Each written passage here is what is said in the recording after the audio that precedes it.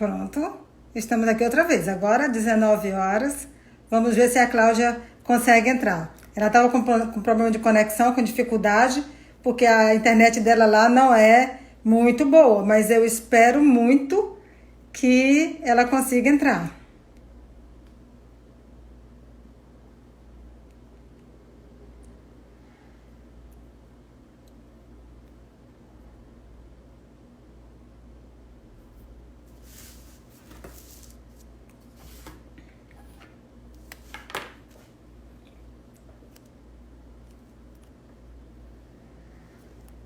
Vamos ver se agora conseguimos, né? A, a tecnologia é boa, mas a gente precisa se habituar com ela. Bené já está por aqui. Falta a convidada.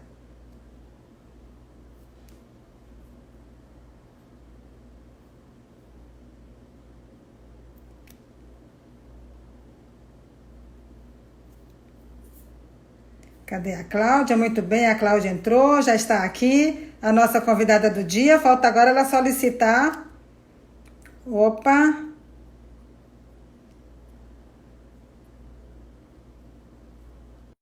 Pronto. Adicionada.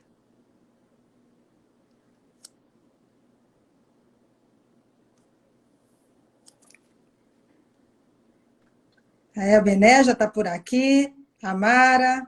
Oi, tá me Cláudia. ouvindo? Estou ouvindo, só não estamos vendo você ainda. Ah, e agora? Consegue me ver? Ainda não.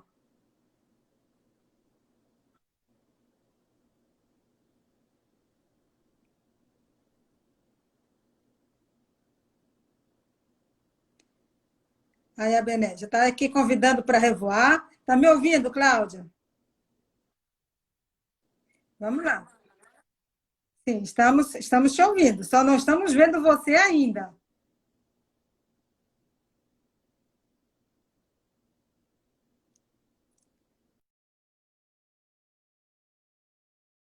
Sim, ouvimos. Conseguimos ouvir você, só não conseguimos ver você.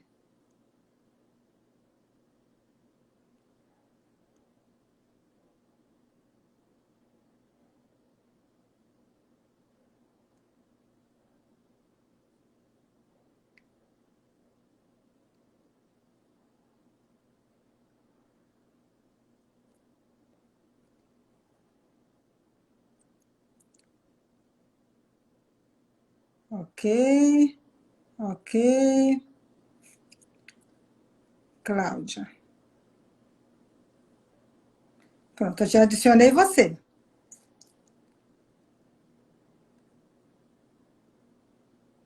Oi, agora já dá para ouvir, né? Sim, ouvimos você. Nós estamos ouvindo. Nós não conseguimos ver você, mas estamos te ouvindo. Tá, mas eu vou ficar assim para ver se funciona, tá bom?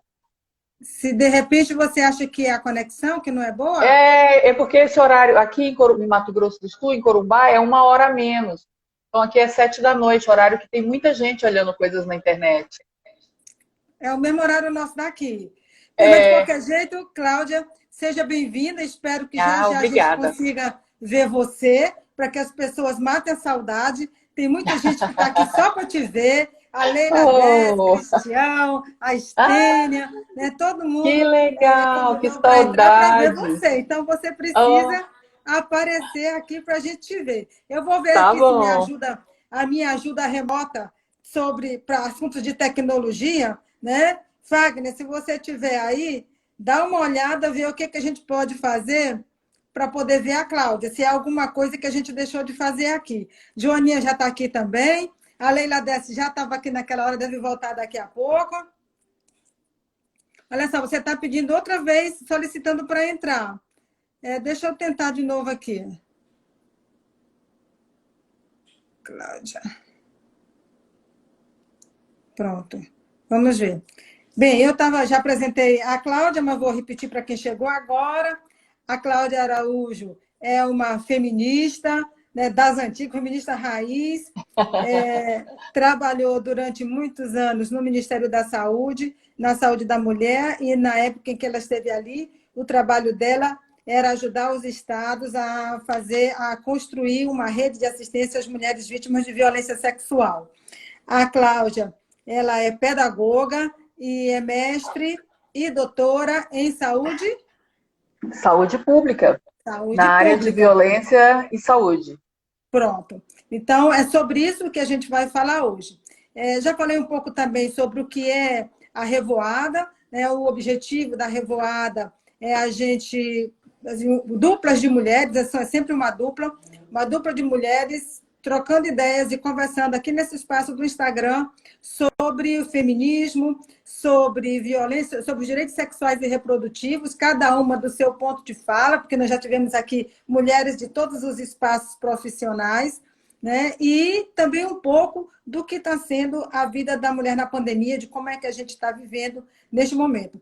E neste momento nós temos também um contexto de intensificação da agressão aos direitos sexuais e reprodutivos, e isso tem repercussões graves na vida das mulheres, além da negação de direitos, isso tem uma negação, tem uma repercussão profunda na vida das mulheres, porque resulta em muitas mortes, né?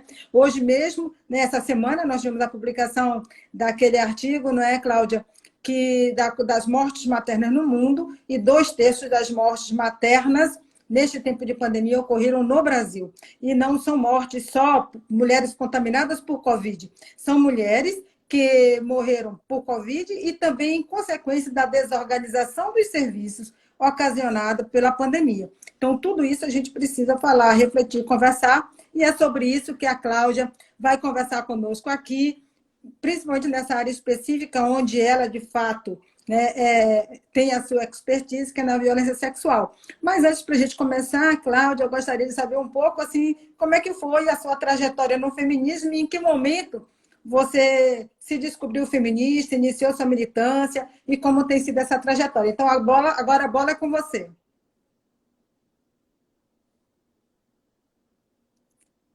Cláudia?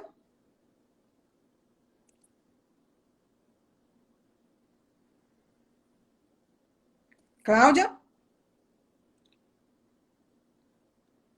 Estou aqui lhe aguardando. Ah, tô aqui, consegui entrar de novo. Agora tá Muito bom, aparecendo, né? joia! Chegou a Acho que Cláudia. a internet melhorou. Ótimo. Pronto, Vamos mas você lá, conseguiu me então. ouvir? Sim, estava ouvindo. Pronto. Estava Então, ouvindo. agora a bola é Muito sua. Ou bem, melhor, agora a tá asa é ótimo. sua. Está na condução do voo. Isso, excelente. Boa noite para todas e todos. Um prazer gigante, né, poder rever Ida Pereira, que eu tenho uma admiração muito grande pelo trabalho dela, e que me ajudou a crescer como profissional durante muitos anos no Ministério da Saúde. Né?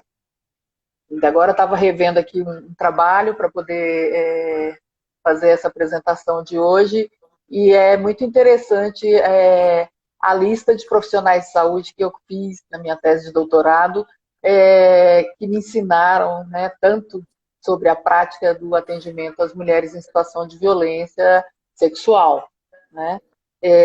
Nas linhas dos direitos sexuais e direitos reprodutivos, a gente tem uma das áreas que é a atenção às mulheres em situação de violência sexual, que é uma construção, né, da sociedade, do movimento de mulheres, junto ao Ministério da Saúde, para que haja a possibilidade do atendimento de boa qualidade e com dignidade para as mulheres que sofrem violências sexuais. Né? Nesse contexto, a gente tem um processo de trabalho técnico, né, muito amplo, que é desenvolvido há muito tempo, há mais de 30 anos no Brasil, e a gente tem ainda os trabalhos técnicos, né, articulados com o trabalho científico, que é o que dá origem às normas técnicas de atendimento às pessoas em situação de violência sexual. Né? Uma pessoa que não é da área de saúde, que não é da área dessa linha de atendimento, teria imensa dificuldade em articular todas as questões que precisam estar organizadas, né, e muito bem compreendidas para que esse atendimento aconteça da melhor maneira possível. Né? nos termos teóricos, a gente tem a história, né, da violência sexual contra mulheres no Brasil, né, a partir do descobrimento. Né, o processo de invasão de terras brasileiras se deu pela invasão das terras, mas também pela invasão dos corpos das pessoas aqui, né, que viviam aqui. No caso, as mulheres indígenas. Mais à frente, ao longo da história, mulheres negras, né, e a construção social brasileira, ela se dá pelas questões da violência física, da violência sexual, né, e pelo abandono. Né? Então, a gente traduz a história do Brasil num processo de crescimento e desenvolvimento que traz prejuízo para a vida de algumas áreas, né, de algumas partes da sociedade. Entre elas, a condição de ser mulher num país que foi construído à base da violência sexual. Na nossa região, América do Sul, os estudos epidemiológicos mundiais, eles vêm apontando que desde a década de 70, a América do Sul, e ela continua, é a região das violências sexuais contra mulheres, em especial os estupros contra mulheres. Né? E aí os dados vêm sendo alinhados e continuam mostrando para nós que desde 2004 o Brasil registro na América do Sul. É o país onde mais se estupram mulheres na América do Sul. Serviços para violência sexual, ela é uma construção histórica dentro do Sistema Único de Saúde, né? Ela vem desde antes, quando a gente tem lá em 1980, eu não me lembro bem se é 85, a primeira mulher que procura um serviço de saúde na cidade de São Paulo para pedir, né? Essa mulher dá início a um processo de construção de normas, de leis, de processos.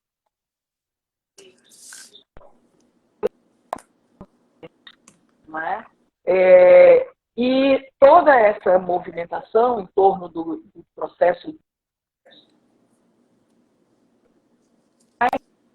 dos anos compelindo o Ministério da Saúde a tomar decisões importantes, né, em relação a isso. Então, logo depois desse atendimento, se faz a primeira norma técnica de atendimento à violência sexual contra mulheres. Né? Um caderninho roxinho que transitou todos os serviços e trouxe para nós a possibilidade de um atendimento qualificado tecnicamente. Né? Em 95, né? Foi a primeira edição, né? Foi a primeira edição, isso. Né? Não, essa já é a edição grande.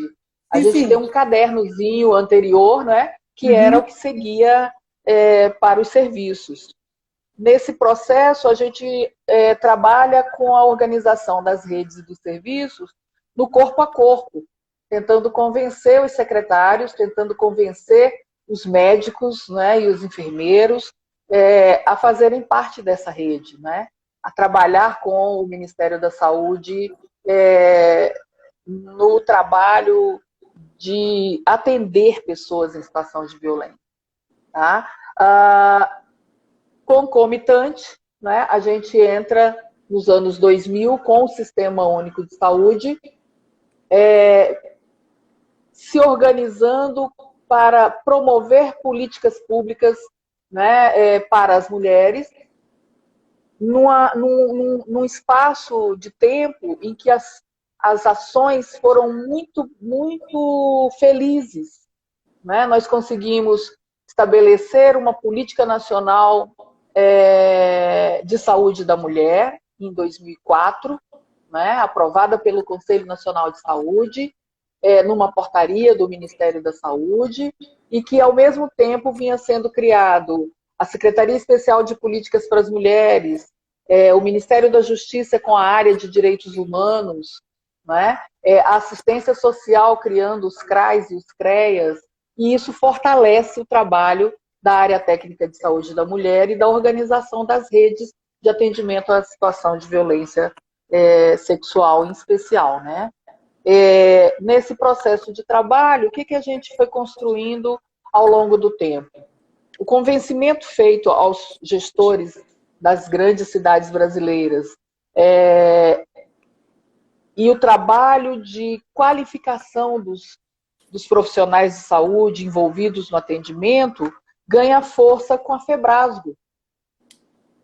A Febrasgo vem para o Ministério da Saúde e nós nos juntamos para fazer o trabalho da ponta, né? De conversar com o gestor, de conversar com o médico, de treiná-lo fisicamente para os procedimentos, né? De organizar as farmácias hospitalares para terem os kits de atendimento à violência sexual prontos, né? E a maravilhosa possibilidade de construir normas técnicas que fossem acessíveis, né? Com textos acessíveis, com explicações técnicas muito bem qualificadas, e nós contávamos com uma média de 40, 60 médicos do país inteiro, médicos e médicas, que contribuíam com a elaboração dos textos, né?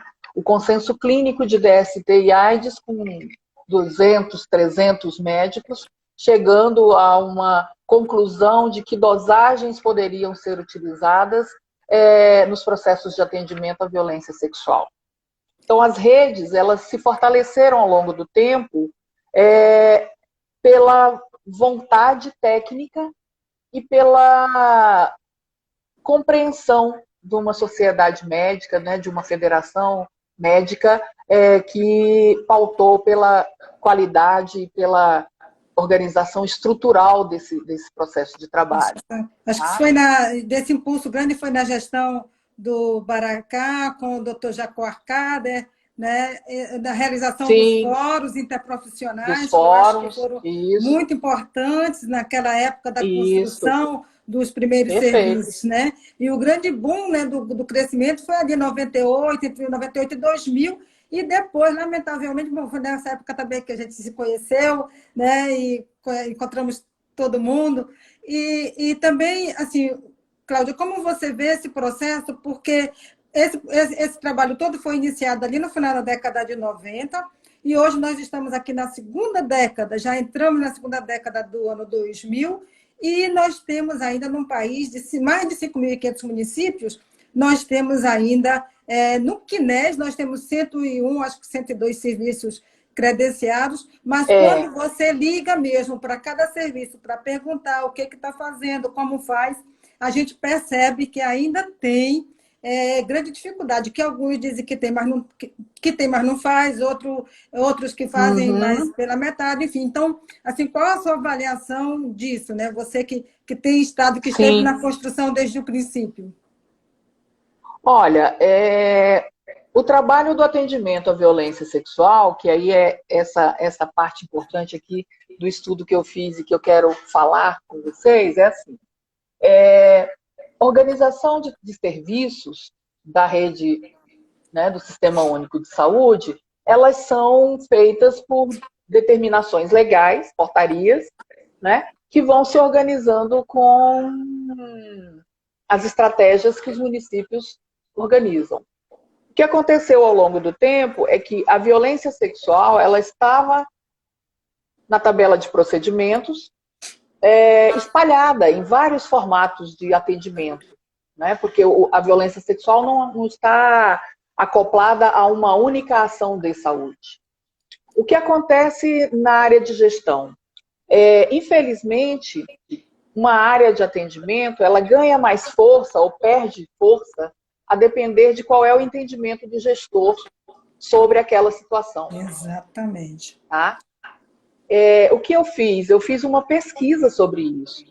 Eu consultei 31 gestores de saúde, de variados serviços que são portas de entrada da saúde para as questões da violência sexual, o que eles entendiam por violência sexual.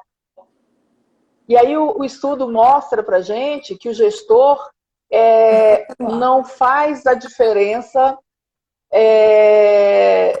não compreende ainda no Brasil que quando você é um gestor de um serviço de atendimento, você não pode carregar para o cargo as suas crenças pessoais, a sua religião, as suas perspectivas do que significa estupro, do que significa violência sexual, tá? E isso influencia diretamente na organização e na sustentabilidade do serviço. Tá? Isso foi exemplo em vários grandes serviços brasileiros que, nas mudanças de gestor, vai matando o serviço aos poucos. Tira os médicos que realizam o atendimento, manda eles para outro lugar, desmobiliza a farmácia hospitalar para que não tenha mais os kits, altera documentos para não permitir mais o atendimento. Né? Então, isso vai matando os serviços.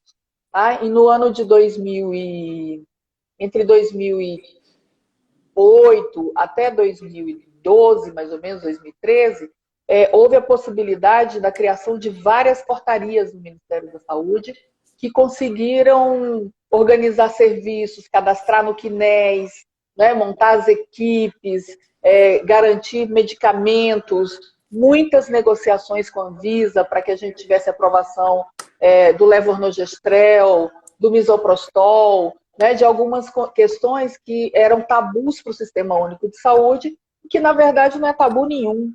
É medicamento que serve para ajudar uma pessoa a não sentir dor, a não morrer. Né?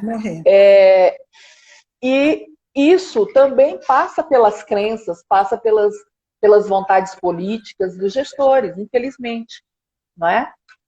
No processo de trabalho, esse movimento fez com que a gente chegasse a um período em que nós tínhamos 1.801 serviços cadastrados no CNES e que eles realizavam atendimento. Tá? Pelo menos no telefone eles diziam que realizavam o atendimento. Mas muitas das vezes a gente comprovava mesmo que eles realizavam o atendimento porque a gente criou um canal telefônico no Ministério da Saúde para tirar dúvida dos serviços. Então ligava a gente de todo lugar, todos os dias, para perguntar se a página tal da norma técnica está dizendo que eu faça tal coisa. Eu não tenho esse medicamento aqui. O que eu tenho que fazer? Você tem que procurar o serviço de AIDS, que vai te ajudar a fazer a troca dos medicamentos e organizar um novo kit para atender a vítima. Então, a gente tinha um canal de comunicação com o serviço que a gente falava com as pessoas todos os dias. Isso precisa ser mantido, né, Cláudia? Isso é importante que seja mantido, porque o que a gente observa é que essa desmobilização, ela às vezes ela é um confronto, mas nem sempre ela é, às vezes ela é sutil. E essa coisa importante de que eu não posso levar para a gestão a minha crença pessoal, isso é super importante, porque se eu também já tive a oportunidade de estar na gestão, e eu nunca escondi de ninguém, né, que sou evangélica, né, isso sempre foi claro. Entretanto, o que a gente sempre discute eu não posso colocar a minha crença pessoal entre a mulher e o seu direito, né? Quando eu estou na gestão ou no meu exercício profissional, eu não posso interpor a minha crença pessoal entre a pessoa e o seu direito, e nesse caso a mulher, num momento tão importante e tão difícil da vida dela. Só quem já viu uma mulher vítima de estupro é que consegue perceber isso. Eu costumo dizer que é que nem vidro de carro quando bate, que fica tudo quebradinho, mas parece que está inteiro. Né? Mas se você encostar o dedo, aquilo desmorona.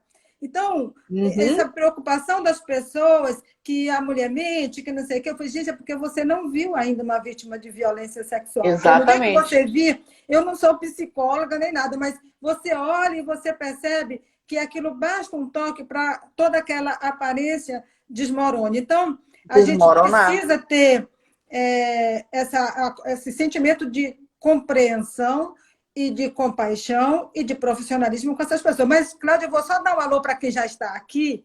Tá a Bené, Sim. a Mara, a Ana Paula, que é uma advogada, ela é a presidente, é advogada da OAB e é presidente do Conselho de Defesa dos Direitos da Mulher aqui em Porto Velho.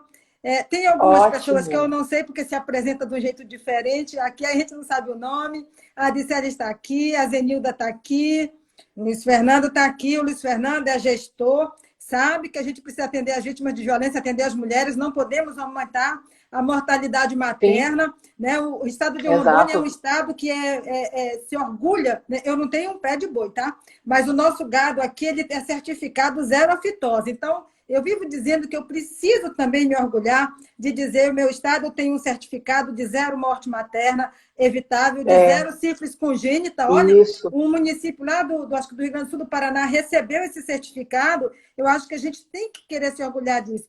A Berenice, que está Sim. dizendo para você que esse resgate histórico é super importante, e é mesmo, né? A Gabi está aqui também. Que mais? Estela. A Raquel está aqui. A Raquel revoou semana passada conosco, o Fagner.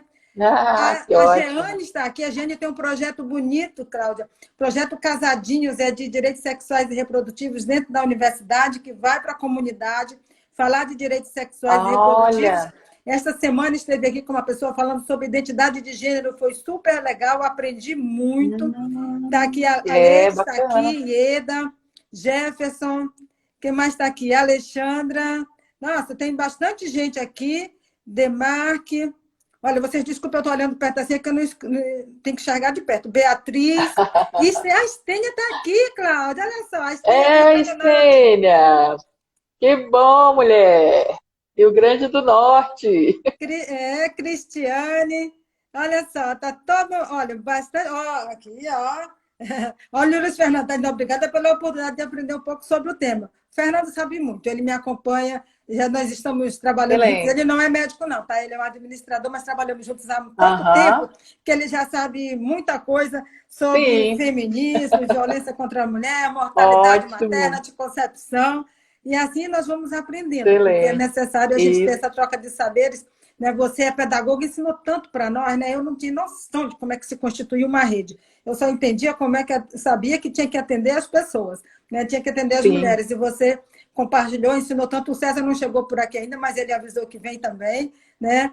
Que o Aham. enfermeiro que estava sempre conosco, a Carisna pediu que entrasse, que está hoje é a psicóloga assistente social lá do Serviço da Maternidade, que é uma coisa bacana que eu quero falar aqui, porque quando nós montamos a maternidade municipal, você lembra disso? Nós montamos lá o Sim. serviço de violência, que é a referência para a interrupção da gravidez prevista em lei. Porque o atendimento de emergência ele pode ser feito no lugar que a mulher chega, né?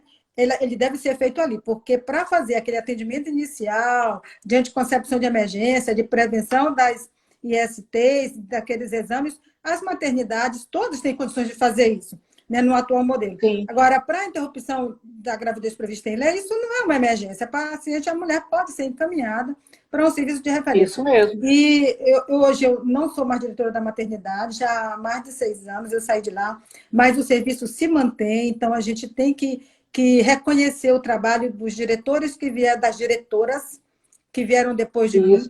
né? E também da equipe que trabalha lá até hoje no psicossocial, os médicos que fazem interrupção, que atendem as mulheres, as equipes, os residentes têm a oportunidade de fazer o atendimento, de aprender a fazer.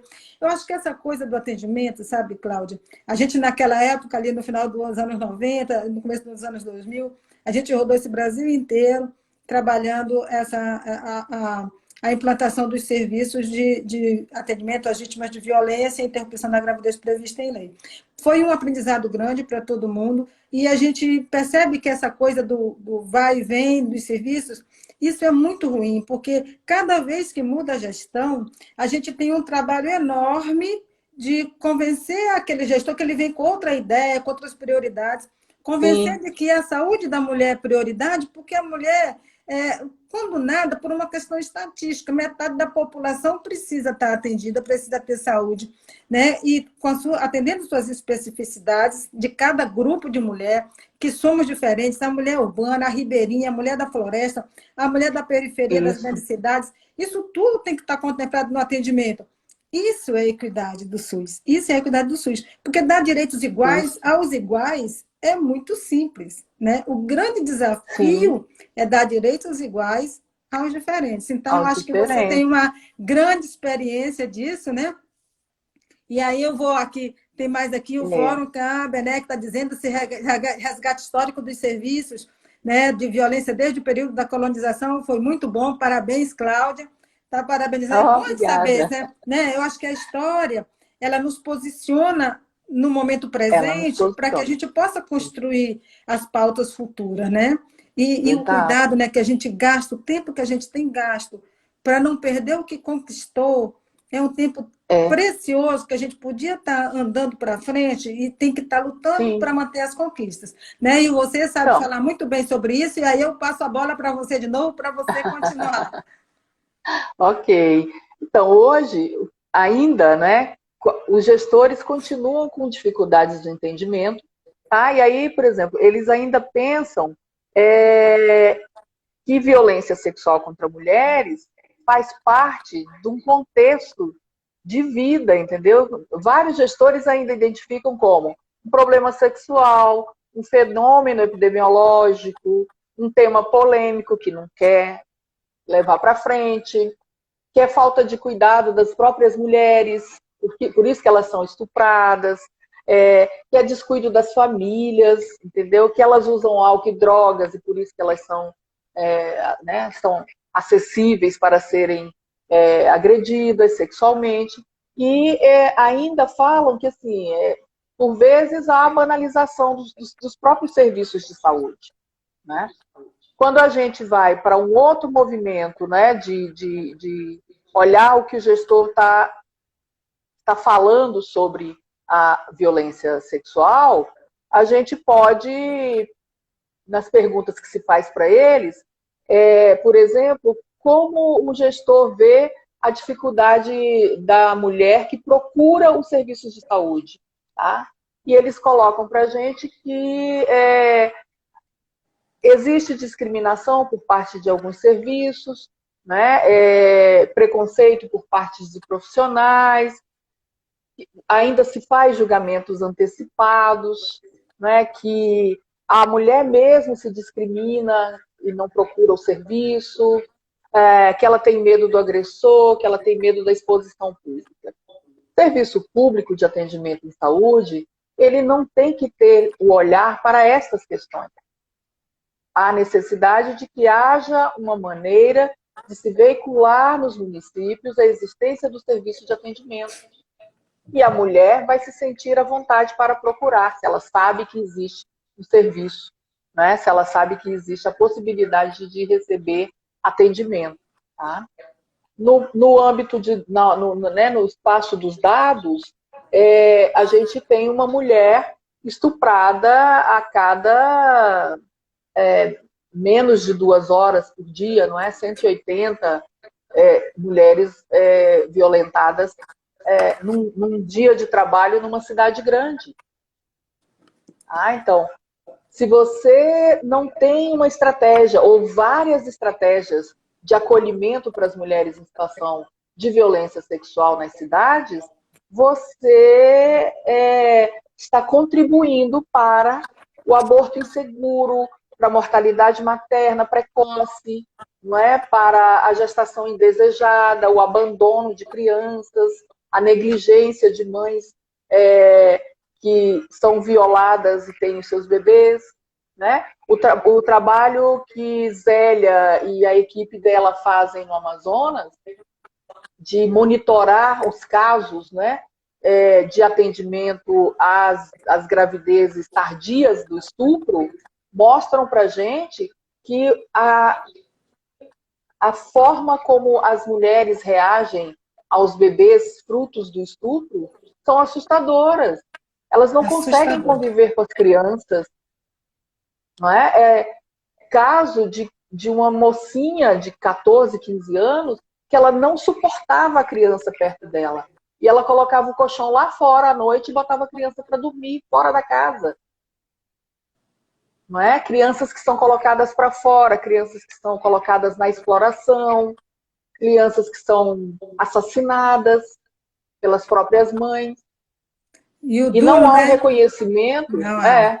Da necessidade. Porque o não duro há. disso é que a mulher ela acaba sendo culpabilizada duas vezes, né? Ela Sim, sofreu estupro, não teve oportunidade de ter o seu direito garantido, e depois, quando ela abandona essa criança, ela é culpabilizada outra vez como um monstro, porque ela é abandonou, criminalizada com isso, criminalizada né? por abandono de incapaz, por abandono de menor. Então, assim, talvez as Isso, pessoas não consigam compreender tudo isso. E aqui e acolá alguém aparece e fala assim, mas o fulano de tal que eu conheço, ou no meu caso, eu acolhi a criança e ficou tudo bem. Olha, o seu caso é o seu caso, as pessoas precisam compreender isso. Eu não posso, no sim, serviço público, transferir para os meus pacientes, para as pessoas que eu atendo, o meu caso pessoal ou o caso do meu vizinho, como diz uma pesquisadora brasileira, Melania, fala assim, o caso do seu primo não é evidência científica, né? Não é uma não, evidência. Então, não, isso não é. não pode ser tratado desta maneira. A condição daquela pessoa ela tem que ser respeitada. E o direito dela tem que ser garantido. Sim, Aqui, a exato. Alexandra está dizendo, a Alexandra aqui, a Alexandra é do Rio Grande do Norte também, viu, Cláudia? São suas amigas Sim. entrando aqui. Está dizendo que a discussão é muito importante, discuto no projeto de mestrado as competências comuns aos profissionais que atuam na atuação às pessoas em situação de violência sexual. A Carmelita também está aqui. Né? São as suas. Ah, que É o seu ótimo. fã-clube Companheiras, as que companheiras. tá comparecendo aqui. E eu Bons acho que a gente. companheiras de trabalho. Uma coisa também que eu acho que a gente precisa deixar sempre claro, né? Não é, Cláudia? Você falou sobre isso, mas eu acho que a gente precisa reforçar. É que a vítima nunca é culpada. Né? A vítima Não, não é culpada. Então, se no caso de estupro, o culpado é o estuprador.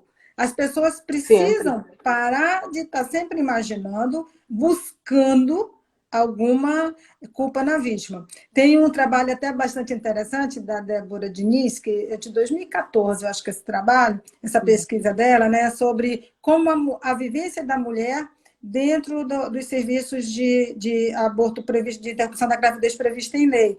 Né? Aquela coisa que a gente Sim, colocou no sim, manual, que faz a mulher repetir e assinar, e fazer o termo sim, circunstanciado, repetindo a questão da circunstância do estupro, né? Na tentativa de... na época, assim, as pessoas tinham muita necessidade de garantir que ela não estava mentindo. Né? Então, aquilo se isso, repete, se pergunta de novo. Né? Tanto documento, sim, quando meus alunos perguntam isso, mas, professora, para que tanto documento? Isso, na época, era uma forma de acalmar aquelas pessoas que estavam sempre achando que a mulher ia mentir que foi estuprada. exato, Né? Então, a gente exatamente. não durante todo esse tempo que nós atendemos mulheres vítimas de violência sexual, eu acho que dentro do nosso serviço nós tínhamos um caso da mulher que estava em dúvida se aquilo tinha sido o resultante do estupro. Das Sim, outras, todos os casos, de fato, a mulher tinha sido vítima de estupro. É tão difícil essa situação que só quem não conhece imagina que uma mulher vai sair da sua casa porque quer interromper uma gravidez para ir lá e dizer que foi é, vítima de estupro. Né? A Estênia está exatamente. pedindo aqui, Cláudia, para você reforçar o conceito da OMS de aborto seguro. Então, vai passando por aí. Né? A Alexandre também está Certo. dizendo que olhar o outro pela sua própria lente é muito perigoso, para você também comentar um pouco sobre isso. Então, vamos lá, bola com Aham. você de novo. Vamos lá. Vamos lá. Bom, a Organização Mundial de Saúde, ela define o aborto seguro, né, como a iniciativa dos serviços de saúde para a interrupção de uma gestação que esteja previsto nas leis dos países e que se faça conforme as normas de saúde de cada país. Então, para se favorecer, não é, as ações de atenção ao aborto humanizado em um país, os serviços de saúde e o Ministério da Saúde daquele país devem desenvolver normas técnicas que deem conta de fazer a explicação ordenada de como se faz a entrada e a admissão desta paciente. Quais são os que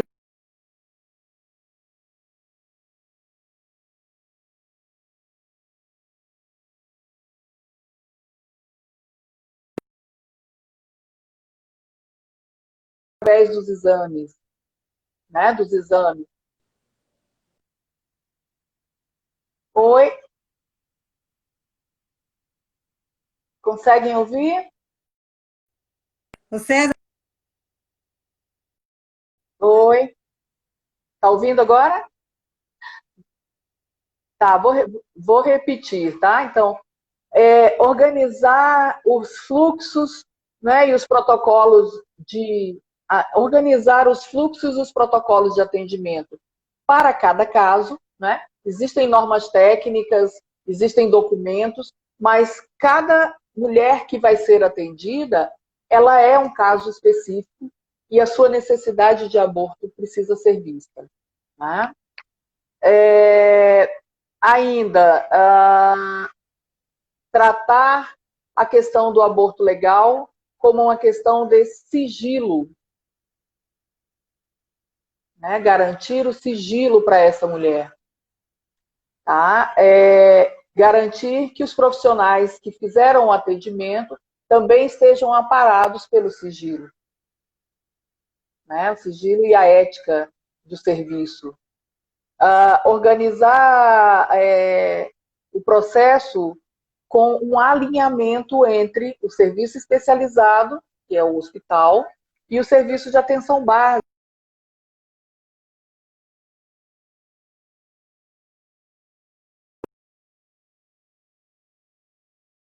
Oferecer esse atendimento de uma maneira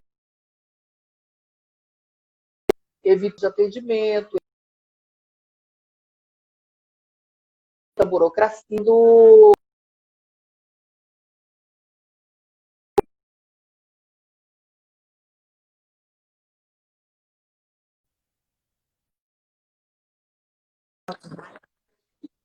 Oi, tá ouvindo? Sim, sim, sim.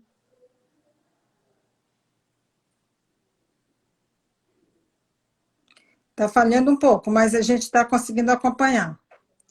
Enquanto reconectamos a Cláudia aqui, né, é só para reforçar o conceito do abortamento seguro, que é aquele que é realizado nas condições recomendadas, em condições ideais de saúde, por profissionais qualificados, né? Como a Cláudia disse, dentro de um conceito de segurança, né, estabelecido pela OMS, ou seja, um local adequado, por pessoas adequadas, né, também usando uma tecnologia adequada. Então, isso é o que é o conceito de aborto seguro. E aí, Cláudia, você falou das normas técnicas, e durante algum tempo, né, o Ministério da Saúde, junto com a FEBRASGO, construíram vários documentos, as normas técnicas, de prevenção dos agravos da violência, do abortamento humanizado, o protocolo para o uso da anticoncepção de emergência, que foi um passo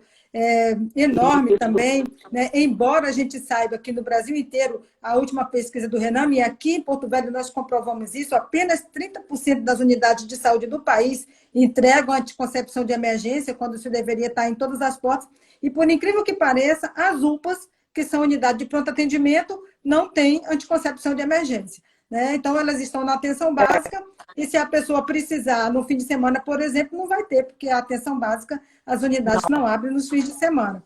Então, e uma outra coisa, né, Cláudia, que eu gostaria que você também comentasse, é que nós tivemos agora, na pandemia, uma restrição dos serviços de saúde sexual e reprodutiva, e a norma técnica 16 do Ministério da Saúde, ela vinha resgatar isso, deixando claro, esclarecendo sobre o que são serviços essenciais e a necessidade de manter esses serviços para salvar a vida de mulheres, para que a gente não tivesse um incremento na mortalidade materna. E, além disso, né, já foi derrubado, inclusive, porque não passou na Comissão de Justiça, mas havia um projeto de decreto legislativo que tirava de circulação essas normas técnicas todas. Você imagina o tamanho Sim, do exatamente. retrocesso que a gente viveria numa condição dessa. Eu acho que O que foi sua feito internet... é que,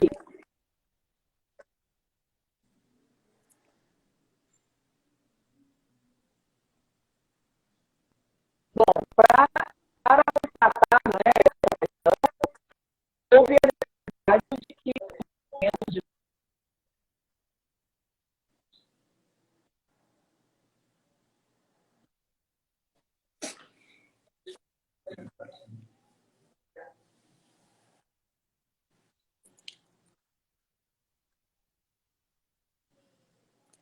Vocês estão conseguindo ouvir a Cláudia?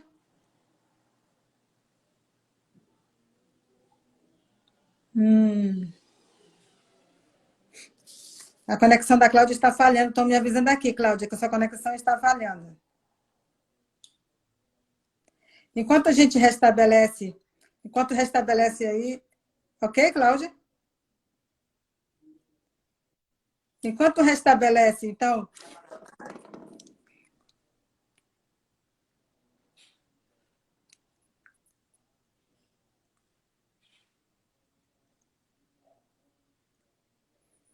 a tecnologia é boa, mas tem dessas coisas, né? né,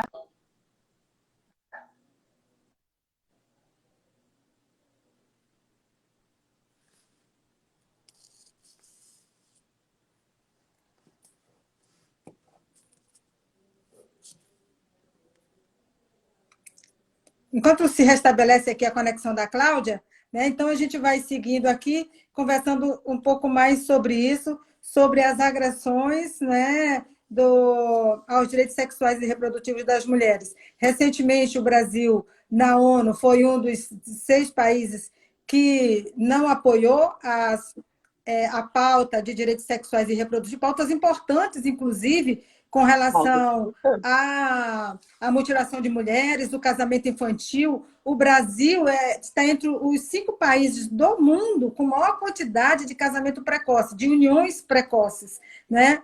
Ou seja, isso é uma coisa, um dado ruim de ostentar, né? Porque entre os 179 países aí que são, acho que são 179 da ONU, né, nós estamos aí entre os 5 com maior quantidade de casamento infantil, e a gente, às vezes, eu vejo nas redes sociais as pessoas se espantando, se indignando com casamento precoce na Índia, né, entre os muçulmanos, e etc. E, às vezes, a gente não consegue olhar para dentro de exato. nós próprios e perceber que, na América Latina, nós somos o país com o maior número de casamentos precoces, de uniões precoces, né?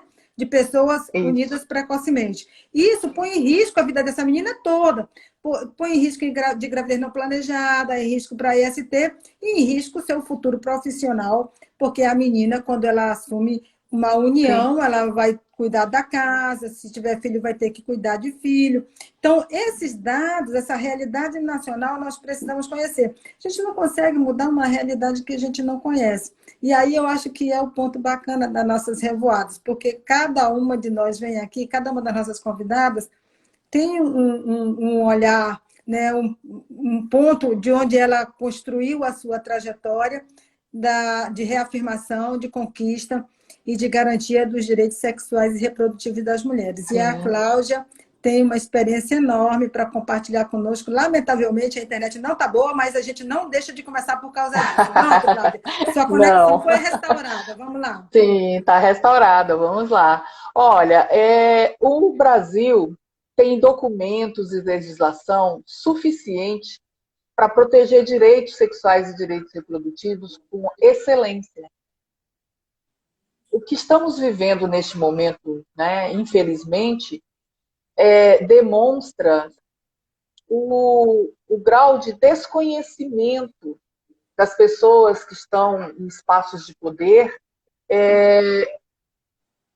numa tentativa de fazer com que o país se molde a tempos muito antigos, né? Que não pode mais acontecer. Tá? Na minha opinião, o movimento de mulheres brasileiro deveria entrar em conjunto com ações internacionais para a defesa de direitos de mulheres. É inadmissível que não se faça a compra de métodos contraceptivos do país. É inadmissível que não haja atendimento às mulheres em situação de violência sexual durante uma pandemia. Se são serviços diferentes, com óticas diferentes, e os serviços de saúde todos estão funcionando para os atendimentos especializados. Não é possível que se vá à Organização das Nações Unidas votar ou se omitir, né, diante dos direitos internacionais já garantidos na Declaração Universal dos Direitos Humanos e num capítulo específico que está lá alocado para as mulheres. Não é? Nós temos um local de defesa de direitos na ONU, que é além da ONU Brasil, na ONU Mulheres Brasil, a CEDAW, não é? Que é o espaço de debate sobre o que os países estão construindo politicamente e o que as mulheres do país estão dizendo sobre aquele assunto. Né?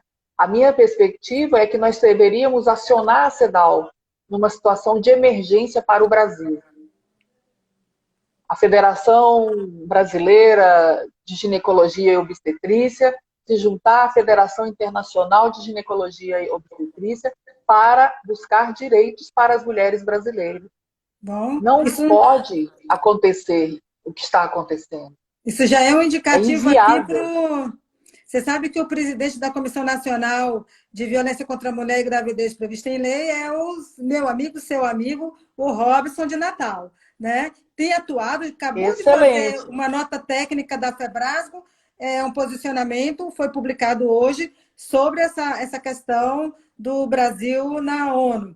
Né? E aí, eu acho que isso a gente pode passar para ele também. Eu acho também que a Febrasgo é um órgão importante, tem peso nacional, tem peso na América Latina. Tem peso na América Latina. Sim, então eu acho que tá aí, a Estânia está aí, já vamos passar essa tarefa para o Robson também. A comissão tem trabalhado muito, desde o dia que ele assumiu. Vamos lá, doutor Robson.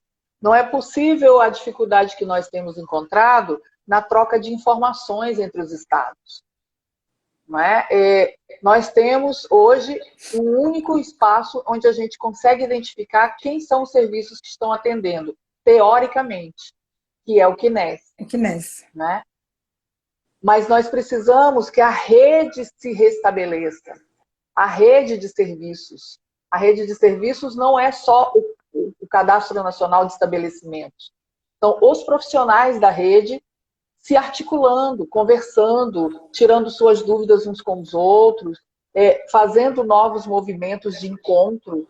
É impossível. Nós tivemos a possibilidade de trabalhar todos juntos no Fórum Interprofissional de Atenção à Violência Sexual e Aborto Previsto em Lei durante 18 anos.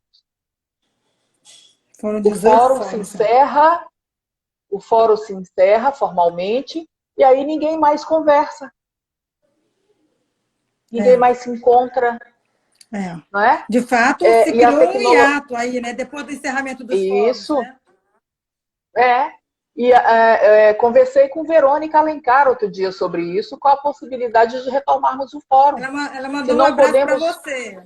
Ela mandou um abraço. Obrigada. Ela não está aqui porque está cuidando da mãezinha dela, viu? Sim, sabemos. Se não é possível nos reunirmos fisicamente, se não existisse uma pandemia e não fosse possível nos encontrarmos fisicamente em alguma universidade, em algum lugar do Brasil, olha aqui o que nós estamos fazendo agora. Eu estou em Mato Grosso do Sul, na fronteira do Brasil com a Bolívia. Exatamente, você em Porto Velho, gente do Rio Grande do Norte, gente de São Paulo, gente de Do vários Brasil lugares inteiro aqui conversando. conosco. Tem gente do Brasil Exato. inteiro aqui Então, conosco. então nós podemos fazer um fórum de novo. Exato. Eu Nós acho. podemos discutir, conscientizar outras pessoas que precisam atender, ajudar a organizar novos serviços.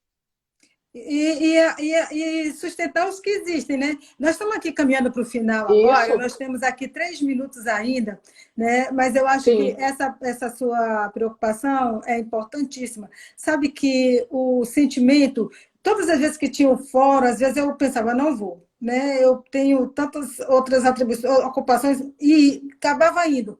E quando você vai, sabe qual é a melhor coisa de a gente se encontrar naquela época pessoalmente, agora virtualmente? É a gente sentir que não está só, que tem outras pessoas pensando como a gente, fazendo o que a gente faz. Isso fortalece e dá ânimo para a gente sim. continuar. Então, essa ideia de restaurar os fóruns, né, por essa forma online, né, usando a tecnologia, eu acho super bacana. O Robson, a Comissão Nacional de Violência Sexual e Gravidez prevista em lei. Hoje o presidente é o Robson, que você conhece, o Cristiano está lá, o Ótimo, Osmar Colais, o doutor excelente, Aníbal, doutor Rosíris, né? maravilhoso. A Aline tem Oh, um povo novo que chegou, né, na comissão, e eu estava lá, mas me pedir desculpas ao Robson, é um assunto do meu coração, mas eu fui para a comissão de mortalidade materna, que é alguma coisa sim, que que está me também é outro angustiando problema. muito, né? E eu Isso, precisava fazer uma escolha, escolhi para lá. Entretanto, né? O abortamento no Brasil é uma causa importante de morte materna. E o aborto previsto em lei, eu acho que é a mais exemplar negação de direito deste país. Porque está sim, previsto na lei desde 1940, começamos a fazer isso na década de 90, olha quantos anos depois. E, é, e ainda por cima, assim, a gente tem uma enormidade de municípios e um número restrito, nós não temos nem 1% dos municípios brasileiros oferece essa opção para a mulher, o que parece demonstra essa assim, opção uma para a mulher. negação de direitos, né? Então, a Leia aqui também está Sim, dizendo, a Leia Dias também está dizendo aqui que esse é um discurso diferente da prática e que é muito mais do que desconhecimento, é maldade mesmo, né? E a sim. Alexandra está dizendo aqui que os aspectos positivos dessa nova realidade são as novas ferramentas para unir pessoas. Então, assim, nós estamos agora no final, temos 1 minuto. Cláudia, foi maravilhoso conversar com você, muito bom. Ah, Sabe, obrigada. podemos nos encontrar outras vezes e eu desafio você Sim, a encontrar uma outra feminista, que tal, Verônica, para revoar com sim. você. Né? Eu acho que a gente tomou esse nome emprestado da Rede Feminista de Ginecologistas Obstetras, mas eu achei que o nome é Perfeito. maravilhoso, a gente poder revoar nos céus do país através da tecnologia, falando de direitos sexuais e reprodutivos das mulheres, e esse último minuto é para você se despedir de todos os Ah, nossos ótimo. amigos e amigas que estão aqui acompanhando a Sim. gente. Ok, obrigada, queridas e queridos todos. Muita saudade de vocês, viu? Eu continuo trabalhando direitos sexuais e direitos reprodutivos aqui no Mato Grosso do Sul, junto com a Secretaria Estadual de Saúde, nos municípios do interior, tá? Deixar para todos a necessidade de nós nos desenvolvermos, né, com um processo de aceitação, de interesse, de reciprocidade, de solidariedade uns com os Sororidade. outros, né? E de Sororidade. confiança, sororidade também, né? Para mim é um conforto enorme saber que a Comissão de Atendimento à Violência Sexual da FEBRASGO está reformada, né, está ativa. É a Muito possibilidade da garantia de direitos de mulheres, né? A única nesse momento. Então, agradeço a oportunidade, viu? Um amor Olha, estar com obrigada vocês. pelo. Muita Obrigada por ter aceito o felicidade. nosso convite, obrigado por compartilhar os seus saberes conosco. Olha, a gente está sempre pensando em você, imaginando como é. Eu tinha combinado de visitar você, aí eu ainda vou, porque a pandemia não É, vai durar para sempre. Então, na hora que essa pandemia não, acabar, eu não vou visitar vai. você em Corumbá. Ótimo, faça isso, viu? Beijo Agradeço. grande. Um grande beijo para todos, para você também. Tudo de bom, gente. Um Olha, foi beijão no muito bom coração. estar com você. Também. Tchau. Boa noite para todas e todos.